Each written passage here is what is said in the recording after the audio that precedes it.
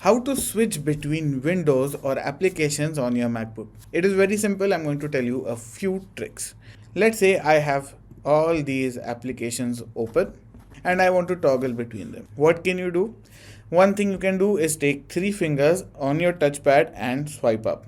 You can see all the applications that are open right now. Other than that, you can also press Command plus Tab and you can see all the applications that are open and you can just toggle between them, and that is going to make your life a lot more easier. But let's say you have opened a page on your browser and you don't know how many browser windows are currently open, and that is a real issue with Macs, especially if you have hidden all the open windows settings on dock. For that, the first thing you will do is go to settings, and in settings go to trackpad.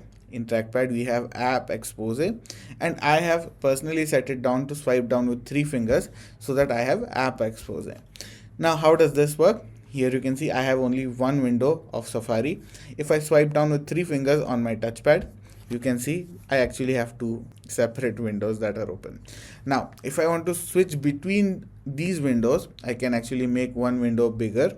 I can actually make both windows bigger if I want, and then swipe across the touchpad with 4 fingers. As you can see, I can simply swipe between desktops rather than even using Command plus Tab on your keyboard, and this really makes your life a lot more easier. If I want to exit the desktop mode on my browser, I can just go up over here and hit the green button. I can also take 3 fingers and swipe up, and you can see all the desktops and all the applications that are open. And that is about it. Hopefully this video has been helpful. If it has been, do make sure to like, share and subscribe.